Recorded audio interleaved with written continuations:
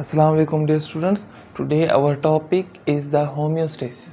Homeostasis हम किसे कहते हैं, ये हमारा चैप्टर का पहला टॉपिक है और इस चैप्टर का नाम भी हमारे पास होम्योस्टेसिस ही है। होम्योस्टेसिस हम किसे कहते हैं?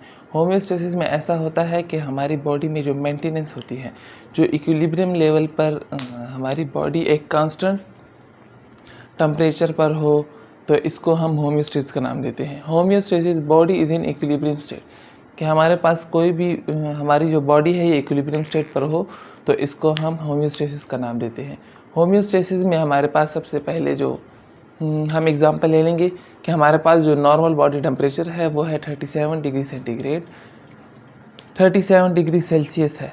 तो इसका टेम्परेचर ना तो इंक्रीज़ होता है ना डिक्रीज़ होता है। अगर इसका टेम्परेचर हमारे पास इंक्रीज़ हो जाए अप टू 39 डिग्री सेंटीग्रेड तक, जब इसका टेम्परेचर हमारे पास 39 डिग्री सेंटीग्रेड तक पहुंच जाए, तो हमारे पास कुछ जो ऐसे एंजाइम्स होते हैं जो इस टेम्परेचर पर वर्क नहीं कर पाते।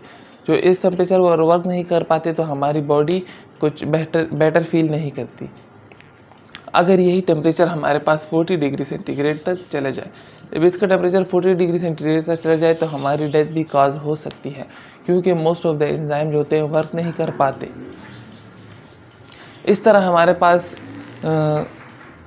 ब्लड में मौजूद जो ग्लूकोज है, तो 1 लीटर ब्लड में हमारे पास 1 ग्राम ऑफ ग्लूकोज पाया जाता है।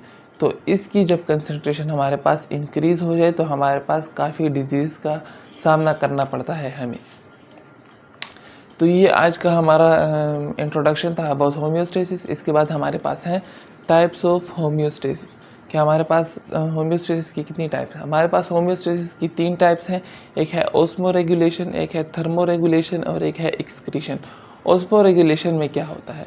ऑस्मो रेगुलेशन में हमारे पास maintenance of salt and water, कि हमारी बॉडी में जो साल्ट और वाटर की कंसंट्रेशन को मेंटेन रखना, ये हमारे पास ऑस्मो रेगुलेशन कहलाता है। अगर इसकी कंसंट्रेशन हमारे पास फॉर एग्जांपल साल्ट की कंसंट्रेशन या वाटर की कंसंट्रेशन इंक्रीज़ हो जाए, तो हमारे पास डिफ्यूजन का प्रोसेस होता है हमारी बॉडी में, तो इसकी मेंटेनेंस ऑस्मो रेगुलेशन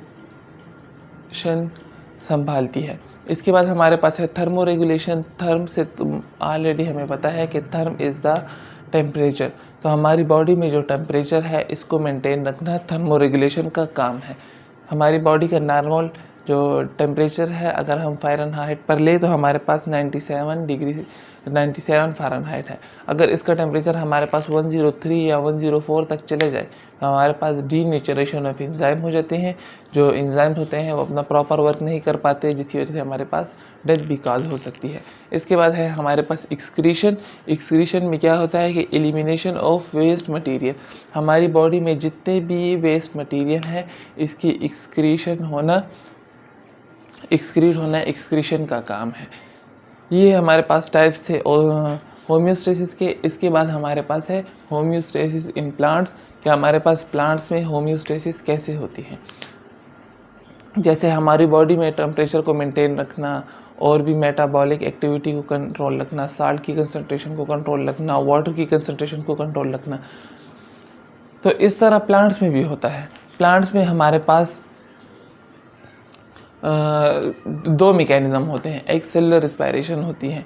तो सेलुलर रिस्पायरेशन जो है, ज़ाहिरी बात है कि वो सेल्स संभालती है उसे, लेकिन हमारे पास जो डे टाइम कार्बन डाइऑक्साइड की फॉर्मेशन होती है, तो वो तो फोटोसिंथेसिस में यूज़ हो जाती है। अगर इसकी कंसंट्रेशन हमारे पास इंक्रीज़ हो जाए, तो फिर क्या होता है, जब कार्बन डाइऑक्साइड की कंसंट्रेशन प्लांट्स में इंक्रीज़ हो जाए, तो फिर हमारे पास वो डिफ्यूजन के प्रोसेस से स्केप आउट हो जाती है स्टोमेटा के ज़रिए या रूट हेयर्स के ज़रिए या स्टेम्स के ज़रिए। ये काफ़ी डिफरेंट्स वो हैं। तो होम्योस्टेसिस प्लांट्स में भी होती है। इसके बाद हमारे पास है ऑस्मो रेगुलेशन इन प्लांट, कि हमारे पास ऑस्मो रेगुलेशन प्लांट्स में कैसे होती हैं। बहुत सारे वो हैं, लेकिन हमारे पास यहाँ अब 4 हम पढ़ेंगे ऑस्मो रेगुलेशन इन प्लांट में। सबसे पहले हमारे पास जो है मीज़ोफाइट है। मीज़ो का मतलब है मीडियम।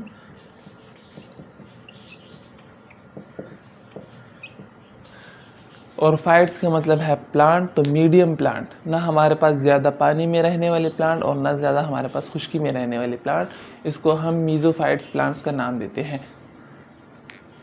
यह हमारे पास टेरेस्ट्रियल प्लांट्स भी होते हैं और इनमें सफिशिएंट क्वालिटी ऑफ वाटर भी होती है, और ये अपने जो वाटर की जो कंसंट्रेशन है उसको मेंटेन रखने के लिए ये अपने रूट से पानी ही लेते हैं। अगर हमारे पास एक्सेस हो जाए वाटर की कंसंट्रेशन मीज़ोफाइट्स प्लांट्स में, तो ये अपने स्टोमेटा से रिमूव कर देते हैं प्लांट्स को, स्टोमेटा से रिमूव कर देते हैं वाटर को। तो इसमें हमारे पास एग्जांपल जो है मेज़ की एग्जांपल, मेज़ आर मीज़ोफाइट्स प्लांट्स। इसके बाद हमारे पास सेकंड नंबर पर ऑस्मो रेगुलेशन इन प्लांट में आता है हाइड्रोफाइट्स। हाइड्रो का मतलब है वाटर।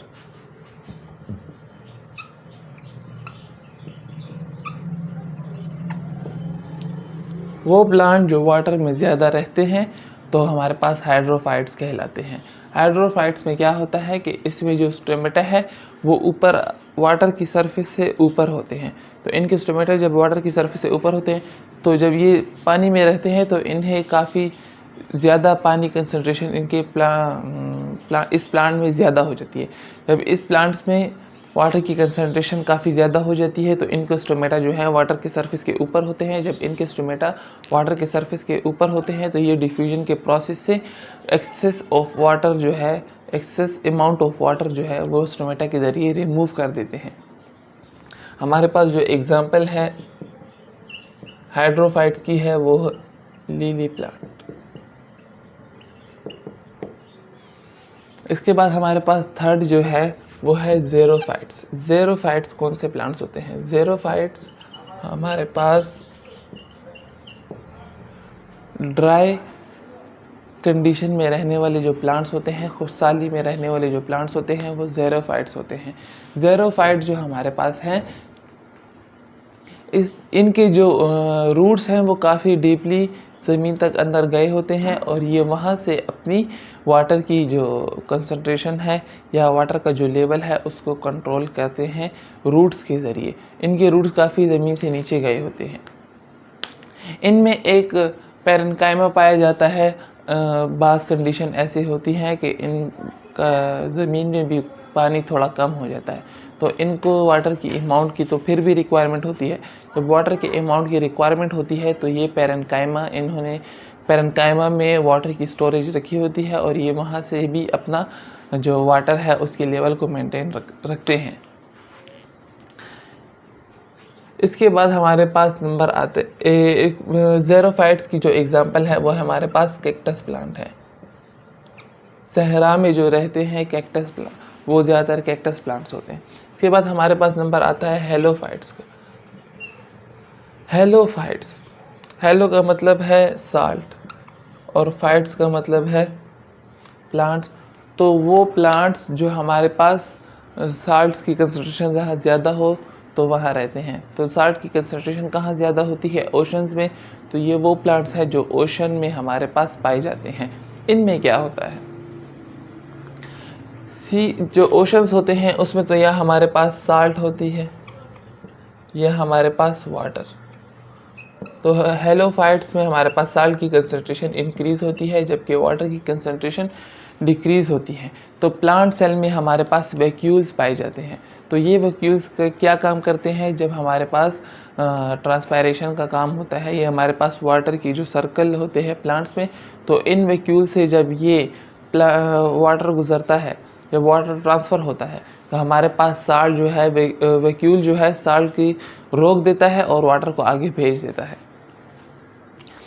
तो इस वैक्यूल को हटाने के लिए फिर हम इस वैक्यूल से